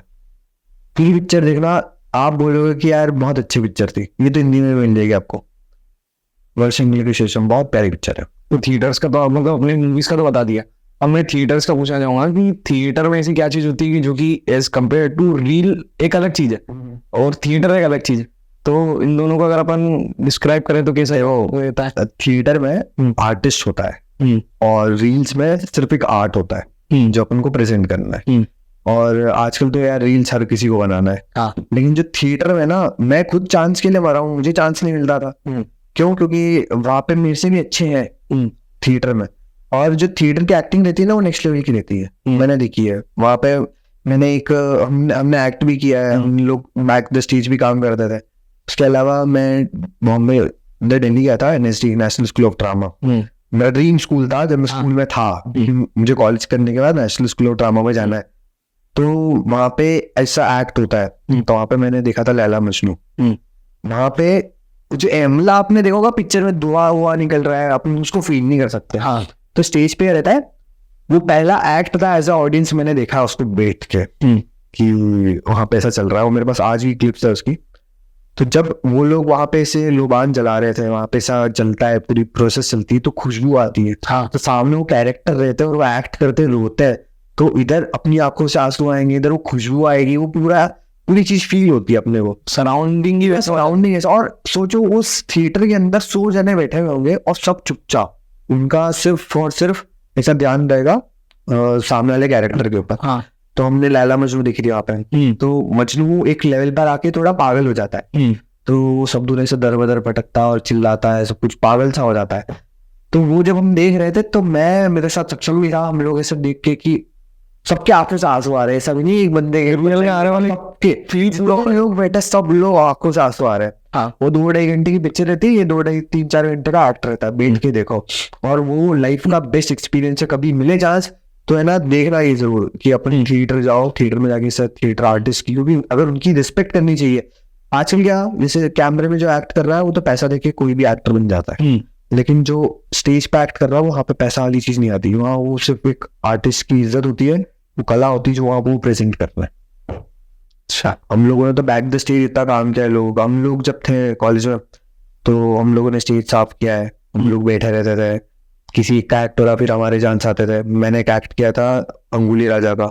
अंगुली राजा एक राजा है जिसका जो है ना हर राजाओं को मारता था और उसकी उंगलियां काट के एक चेन या फिर लॉकेट जैसे माला पहन के घूमता था, और उसको लास्ट बुद्धा से लड़ने जाता है। इसी कहानी उसकी, हमने इसका एक्ट किया है, तो वो अलग एक्सपीरियंस है। बट थिएटर है, पर एक बात ये भी है, जिस कलाकार को थिएटर वाले स्टेज से प्रेम हो जाए वो फिर कभी थिएटर नहीं छोड़ेगा, वो सिर्फ थिएटर का रह जाएगा, वो कभी पिक्चरों में जाना ही नहीं चाहेगा। अगर वो एक बार वो चीज उतर जाती है थिएटर आर्टिस्ट के इसमें, उसके मन में नहीं आता, उसका सेकंड थॉट भी नहीं रहता है इसको फिल्मों में एक्टिंग करनी है, वो खुद का कुछ कर लेगा। बट ये है कि ऐसा उसको थिएटर ही करना है। मैंने देखा है ऐसे, मेरा एक दोस्त है, अच्छा दोस्त है, वो कॉलेज की है। उस बंदे को देख के मुझे ऐसा लगता है कि यार ये अगर एक्टिंग में घुसा तो ये बर्बाद हो जाएगा। बर्बाद नहीं, फिर नेक्स्ट पंकज त्रिपाठी इन सबके लिए अच्छा ही है। ऐसा बहुत अच्छी एक्टिंग, मतलब इम्प्रोवाइजेशन, हर चीज मेरे कॉलेज में था। और वो बंदा थिएटर नहीं छोड़ रहा, हमसे पूछता भाई तू पिक्चर कर ले, शॉर्ट फिल्म कर ले, ऐसे मिलते रहते। इतनी अच्छी एक्टिंग है। हाँ, TVF है, बहुत सारी चीजें तेरे पास मिल जाए तो अपने पोर्टफोलियो बेस। नहीं, मुझे मोहब्बत है थिएटर से, मुझे मोहब्बत है स्टेज से, मैं स्टेज को नहीं छोड़ सकता, ऐसी बात करता है। ये थिएटर की रिलेटेड बात है कि मेरा एक पॉडकास्ट था, सेकंड पॉडकास्ट इंस्पायर पंचल के साथ, तो उनसे भी कन्वर्सेशन हुई। She is also doing theatre right now, तो उनसे भी कन्वर्सेशन हुआ। तो उन्होंने बोला कि मतलब जो एक्टिंग वगैरह जो रहती है, जो एक बेसिक एक्टिंग सिखाई जाती है वो थिएटर में सिखाई जाती है। बाकी एक जो जैसे सीरियल्स वगैरह हो गए उसमें तो सामने वाला ऐसा रिलेट करता है कि हाँ स्क्रिप्ट है, पढ़ के वो बहुत आसान, बहुत पढ़ते हैं, मतलब आदमी कोई स्क्रिप्ट याद करना पड़ती है, इतनी मोटी बुकें रहती है। वही चीज तो सोचो, अब क्या होता है, कैमरा है, अभी अपना पॉडकास्ट भी अपने कुछ गलत बोला कट करो, एक और टेक लेंगे, हाँ है ना। वहां थिएटर में जब आप बैठोगे, जब सामने वाला एक्ट कर रहा है, तो without any cut, without any background music, पीछे बैकग्राउंड स्कोर चलता है, इवन फंबल भी, सारी चीजें। हाँ, हम लोग तो मैंने एक रोल किया था वहाँ पे जिसके में मिलिट्री वाले सब बने थे। तो मैं उसमें मेरा रोल नहीं था, फाइनल रोल नहीं था, क्योंकि मैं दूसरा एक्ट में था। तो मैं फंबल हो गया था एक पॉइंट में, क्योंकि वहाँ पे कुछ शब्द जैसे क्लियर चाहिए। तो सोचो उस क्लियर करने के लिए वो व्यक्ति ने कितनी मेहनत करी होगी, जहाँ पे एग्जैक्ट था। मैं तो एक दिन का रिप्लेसमेंट था वहाँ पे, वो बंदा एब्सेंट था तो मैं गया था।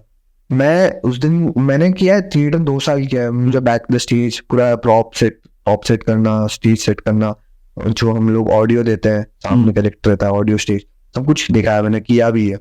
अलग एक्सपीरियंस है। हाँ, थिएटर में एक चीज ये भी पता चलती है कि selection of word is most important. हाँ बहुत, उसकी एक एक्सरसाइज भी होती है। अगर अपने को वर्ड्स क्लियर रखनी हो ना, तो पेंसिल को ऐसे बीच में रखो और फिर बोलो, इससे अपने प्रोनाउंसिएशन बहुत अच्छे हो। अच्छा, थिएटर में सिखाया था हमको। हम लोगों की एक्सरसाइज रहती थी, ऐसे रखते थे ऐसा पेंसिल को और हम बातें करते थे, उसमें उसी में बात करते तो दुखने लग जाता है, वोकल वगैरह खुल जाती है उससे ना। उससे सिर्फ वर्ड्स प्रोनाउंस करना अच्छे से आ जाता है। जैसे अभी हम लोग इंदौर उज्जैन वाले क्या बाहर जाएंगे ना, तो एक बात रहती है, हम लोग पैर नहीं बोलते, अपन पैर बोलते हैं। पैर, अरे पैर लग जाए नहीं मेरे को।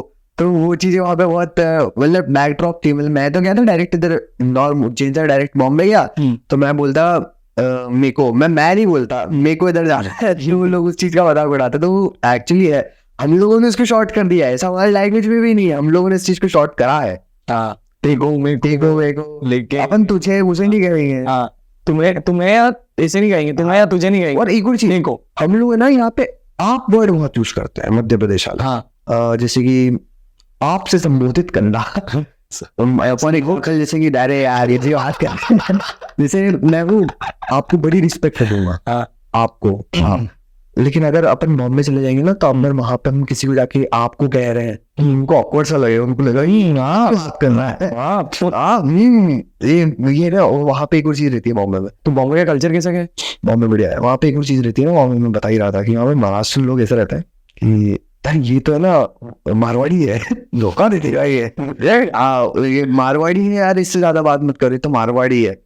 एमपी वालों को ऐसे बोलता है एमपी वहाँ पे। और मैंने एक चीज देखी थी, मुझे बड़ी बुरी लगी थी बॉम्बे की, कि जब मैं गया था शायद वहाँ तब लड़ाई झगड़े चल रहे थे, तो वहाँ पे होता ये था कि एमपी है ना, जैसे केरला में भी होता रहता है, दुकानों पे सिर्फ मलयालम वर्ड्स लिखेंगे, अभी दुकानों पे सिर्फ मराठी वर्ड्स लिखेंगे, वहाँ पे हिंदी और इंग्लिश नहीं चलता। मैं कोयम्बटूर भी गया था अभी, तब भी मैंने देखा था कि वहाँ पे बैंक के ऊपर पहले जो तमिल, वहाँ जो एक्चुअल जो उनकी वहाँ की जो लैंग्वेज है वो लिखी थी, उसके अंदर फिर इंग्लिश लिखी हुई थी। हाँ, वो यही चीज मेरे को अच्छी नहीं लगी यार। अभी इतना ग्रो कर चुके हैं, सब लोग ग्रो हो गए, लेकिन कुछ लोग जो इस चीज को संभाल रहे हैं, वो लोग इस चीज में मुझे गलत लगे। यार ऐसा तो मत करो, अभी बच्चे लोग बड़े हो रहे हैं, क्या लिखेंगे, क्या गलत सोचेंगे बारे में। अभी से तुम उनको वो कर लोगे, बायस एंड बायस जो होता है वो कर लोगे, तो फिर अच्छा नहीं है वो चीज। तो जिनका यार मैंने एक चीज ये सुनी है कि मतलब ऐसा कहा जाता है, और मैंने भी कहीं से सुनी, मुझे एक्चुअल तो पता नहीं है, कि उज्जैन में एक ऐसा श्राप है या कुछ ऐसा बोलते हैं कि वहाँ पे एक रात से ज्यादा कोई मतलब बड़ा कोई आदमी दिग्गज रुक नहीं सकता। फिर बड़ा नहीं, सिर्फ राजा ना, राजा महाराजा ऐसा कहते हैं कि कभी भी कोई राजा महाराजा एक रात से ज्यादा रुक नहीं सकता, क्योंकि देखो उज्जैन में सबसे बड़ा है बाबा महाकाल, और वही वहाँ के राजा है। उसके अलावा वहाँ कोई राजा नहीं है। राजा विक्रमादित्य भी उज्जैन के बाहर बैठ के उज्जैन में राजपाट करते थे। मतलब उज्जैन में नहीं आते थे, उज्जैन में नहीं आते थे, बाहर बैठ के राजपाट करते थे, क्योंकि प्रजा का देखना रहता था ना। तो जब एक देवों के देव महादेव है वहाँ पे, तो उनसे बड़ा और कौन राजा हो सकता है? तो कोई राजा रुक ही नहीं सकता। इसलिए जब भी कोई आता, कोई भी राजा रहता, तो राजा नहीं रुकता, वो चले जाता। क्योंकि यार एक राजा है, एक राजा के होते हुए दूसरा राजा कैसे रुक सकता है? एक गद्दी पे सिर्फ एक ही बैठेगा, अगर हमारे तो महाकाल बैठे हुए हैं। तो ये मतलब ये मर जाता है या कुछ ऐसा कुछ नहीं रहता? वो कहते हैं, लेकिन अब मिथ क्या बता सकता हूँ। आज तक मैंने तो नहीं देखा कि मर जाता, लेकिन रुकता हुआ भी नहीं मैंने किसी को। तो ये जो वो किसका मर्डर हुआ था यार, वो क्या हुआ था, गाड़ी पलट गई थी। वो तो राजा थोड़ी ना है वो मीन मरे थे, वो तो बोले और जा तो उज्जैन और जा। अब वो तो फिर यूपी वाले, यूपी की ताकत है वो जी। वो तो बता, मैं ये कार दे रहा पता चला मैं मेरी गाड़ी पलट गई। तो बाकी इन सब चीजों की अपनी बात इन सब कुछ हुई है, बट मैं आपसे एक चीज ये पूछना चाहूंगा कि इतने साल अपने चीजें सब में दी है, तो ये सब चीजें स्टार्ट कैसे हुई थी? मतलब कैसे आप इस फील्ड में उतर गए? मैं 7th क्लास से वीडियो बना रहा हूँ, धीरे बस स्टार्टिंग 12th तक मेरे पास रिसोर्सेस नहीं थे, तो अच्छा नहीं कर पाया। और अच्छा हुआ कि अच्छा नहीं कर पाया, क्योंकि जो आज मैं कर रहा हूँ, तो मेरे पास शायद चीजें नॉलेज है कि अगर मैं उस वक्त कर लेता ना वो शॉर्ट्स वाली चीजें, टिकटॉक वाली चीजें ज्यादा कर लेता, तो शायद कहीं ना कहीं मैं उसी में रह जाता, दब जाता। हाँ, वो ज्यादा चीजें नहीं कर पाता। आज देखो कि जो मेरे उसमें है, जो मेरे लीग वाले, मेरे फोर्ट वाले क्रिएटर्स जो मेरे जैसी वीडियोस बनाते हैं, वो लोग ज्यादा कुछ ट्राई नहीं कर रहे हैं। लोगों को वही चीजें शॉर्ट रील रोज डालनी है, मैं डाल नहीं पाता, तो मेरी क्रिएटिविटी मर गई उस चीज में। मुझे ये है कि अब रेगुलर तुम कुछ ना कुछ मुझसे कुछ अच्छा करा लो। सभी मैंने रियलिटी शो में भी खुद को पुश कर लिया। जो रियलिटी शो में मान के चलो 1000 से 2000 क्रिएटर्स होंगे, उन 2000 क्रिएटर्स में से 20 जने सेलेक्ट हुए हैं, तो कुछ तो बात होगी उन 20 जनों में, कुछ तो और होगा। हाँ, बट होगी। तो वही चीज है कि मैंने वहां पे पुश किया और आगे भी करूंगा। मैं वैसे भी वीडियोस वाली चीज मेरे लिए ऐसी है, मेरी हॉबी है, मुझे बहुत पसंद है वीडियोस बनाना, इसलिए बनाता हूँ। कल को आई हैव बिगर ड्रीम्स, मैं उसको भी ज्यादा ध्यान दूंगा। बट हाँ, वीडियोस तो मैं रेगुलर बनाऊंगा। मैं 7-8 से बनाता आ रहा हूँ।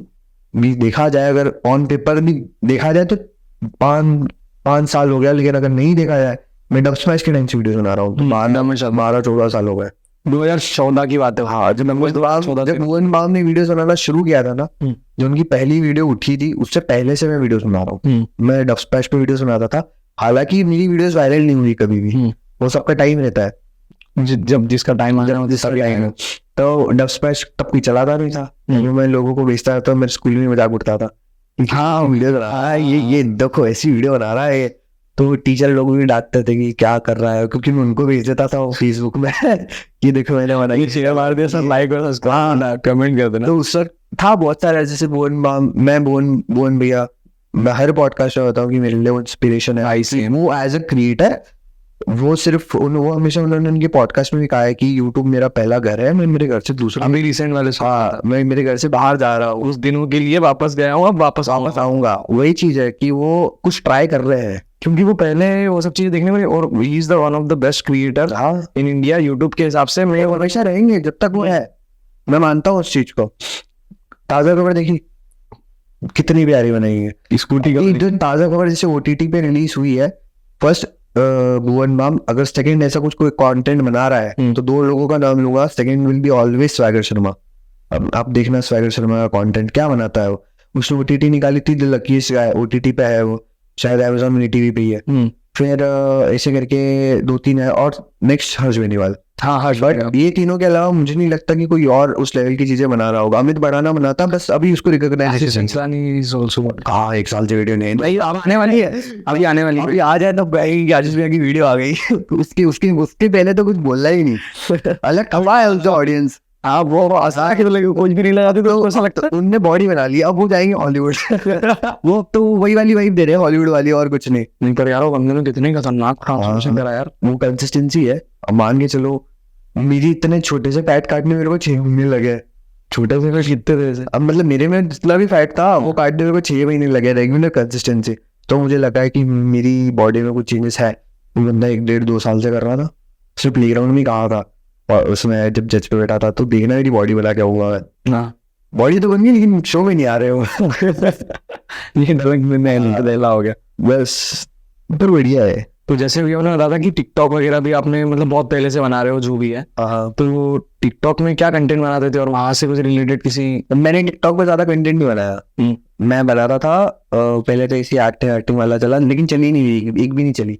मेरी टिकटॉक बैन होने से पहले एक वीडियो चली थी ओनोइस वाली, और तो वो चली, और जहाँ से फॉलोअर्स हुए 1.5 लाख फॉलोअर्स में टिकटॉक बैन हो गया। अच्छा, टिकटॉक ही बैन हो गया, मेरा टिकटॉक बैन हो गया, आईडी बैन कर। तो वो मेरा ऐसा लगा कि मेरा कुछ ग्रोथ हुआ कुछ हो नहीं, लेकिन मैंने शुरू उससे किया था। मेरा शुरुआत देखा जाए ग्रोथ वाली तो इंस्टाग्राम पे ही है। टिकटॉक तो बस ऐसा है कि हाँ, एक प्लेटफॉर्म था वहाँ पे वीडियोस, लेकिन वो क्रिंज लोगों के कारण हम लोगों का लग गया। सही बात है, सब लपेटे। मैंने आज तक 1 रुपया नहीं कमाया टिकटॉक से, सब लपेटे में आज तक कहीं नहीं, कोई कल तक हो गया, कल तक क्यों गई नहीं गया, वो पुरानी बात हो गई। टिकटॉक तो बस टिकटॉक के साथ ना एक चीज थी, जैसे एक लड़का था, भैया है हमारे शहर की है, बहुत अच्छा फ्रेंड है मेरे। तो वो टिकटॉक पे बहुत अच्छे ग्रो कर गए, 3-4 लाख फॉलोअर्स थे उस वक्त। तो एक दिन ऐसे ही था, हमारे एक रोड है कोटी रोड करके, तो उस रोड से जा रहे थे, तो मुझे वो दिख गए। तो मैंने बोला आप जानते हो मुझे? तो बोला नहीं। तो अच्छा ठीक है, मुझे पहचान जाओगे। मैंने उनको ऐसा बात बोला, और 1-2 हफ्ते बाद मैं बूम हो गया, मेरी वीडियोस वायरल हो गई, और हो गया कुछ मतलब एक वीडियो गई थी 60 मिलियन व्यूज आए थे, पता नहीं क्या थे उसमें। तो वो उन लोगों को पता चल गया कि ये मैं हूँ। फिर मैंने उनको मैसेज डाला कि पहचाना और क्वेश्चन मारा। फिर दर्शन का रिप्लाई आया, हाँ भाई पहचान गया। तो आज भी अच्छे दोस्त हैं वो मेरे, आज भी हम लोग साथ में वीडियो सुनाते हैं। मैं कभी बुलाता हूँ, व्यक्ति उठ के आ जाता है। और वो अभी क्या कर रहे हैं? वो क्या, वो अभी नहीं, उनका वीडियोस का नहीं चल रहा, वो भी इनका ऑफिस का चलता है। अच्छा, उनका अच्छा चल रहा है। तो क्या गवर्नमेंट जॉब है, प्राइवेट नहीं है? गवर्नमेंट जॉब है, प्राइवेट में कौन रील छोड़ता है। भाई मैं खुद प्राइवेट करके यूट्यूब पे उतरा। वो फिर दम है ना, यूट्यूब कर रहे हो, अच्छा यूट्यूब कर रहे हो, यूट्यूब से भी पैसा आएगा, अभी एडसेंस से पैसा आएगा। अब बताओ गजा चाहिए भाई उसके लिए। क्या चाहिए? गजा गजा। मैं गांजा सुना शुरू से लेकर अब तक पॉडकास्ट में से गाजा ही नहीं करता हो रहा है। फूकता ही नहीं वो, अभी फूकता बेटा ऐसा लोग आने तो रहना नहीं फूकता है, सही कर रहा क्या? नहीं लगता हो क्या? लोगों को जरूर लगता हो। अभी पता नहीं कुछ हुआ रहा, कहाँ गया था मुझे याद नहीं है, शूट वूट क्या चल रहा था। तो कुछ तो ऐसे सिगरेट वाली बात है। हाँ, मेरे भैया का बर्थडे था, एक भैया है, उनका बर्थडे था थोड़े दिन पहले। तो मैं ना ड्रिंक करता ना पीता, तो उनके बस बर्थडे पे गया था, क्योंकि मेरे बहुत अच्छे फ्रेंड है वो। तो मैं गया, तो एक भैया है बहुत हट्टे कट्टे से, वो मुझे से दारू पिला रही कि पी पी पी पी। तो मैं नहीं पीता। और जिनका बर्थडे था वो भी आके बोले, अजय भैया भी आके बोले कि नहीं ये नहीं पीता, इसको अलग कर दो। भाई ये दिखने से तो लगता फूकता पीता सब कुछ होगा, दाढ़ी वाड़ी बड़ा रखी है मैंने। हाँ, तो लोगों को लगता है कि मैं फूकता हूँ या पीता होता है, ऐसा कुछ नहीं है भाई, दिखने वाला अंदर। हाँ, मेरा भी चल रहा जिम बहुत तगड़ा वाला। तो कोई हमेशा ना पाले। हाँ बिल्कुल, मेरा एक रूटीन चल रहा है, मैं क्रिएटिन फूकता हूँ। हाँ, क्रिएटिन चल रहा है। तुझे स्पॉन्सर कर दो कोई ब्रांड जो फिटनेस वाला हो, बड़ी अच्छी बॉडी बना लूंगा फिर। डब्बे खा के सत्तू बोलो, सत्तू। तो ठीक है, बस लग भी रहा है डिफरेंट लग रहा है, मतलब डिफरेंस दिख रहा है। अभी 1 साल रुक जाओ, 1 साल में बहुत अच्छा करना है। अभी कंसिस्टेंट हूँ पिछले 6 महीने से, 6 महीने और दिन चलेंगे। So thank you so much everyone, आप सभी ने पूरा पॉडकास्ट देखा। और आदि भाई आपका भी बहुत बहुत धन्यवाद कि आप अपना कीमती समय आपने हमारे पॉडकास्ट के लिए। कीमती नहीं है, को पैसे नहीं है लड़के ने। कितने मजाक कर रहा हूँ। बाकी बहुत अच्छा लगा मुझे हिमाचल भाई से बात करके। हिमाचल भाई मेरे बहुत अच्छे फ्रेंड भी है। और आप लोग इस वीडियो को जाके लाइक करो, इसकी रीलें काटो, शॉर्ट्स काटो, मजेदार, मेरे को शेयर करो जो पार्ट आपको अच्छा लगा हो। बाकी हिमाचल भाई का पॉडकास्ट वो आगे बताएंगे। बाकी इस चैनल को सब्सक्राइब करो, लाइक करो, बहुत सारे पॉडकास्ट अभी आने वाले हैं। और बहुत डिले भी हो रहा है क्योंकि भाई तुम्हारा जॉब भी करता है और ये सब चीज़ें मैनेज करने में थोड़ा डिफिकल्टीज होती है। तो बस बिल्कुल स्टे ट्यून्ड रहे, बहुत अच्छे अच्छे पॉडकास्ट आने वाले हैं। और thank you so much. Okay भाई, जय श्री राम। जय श्री राम।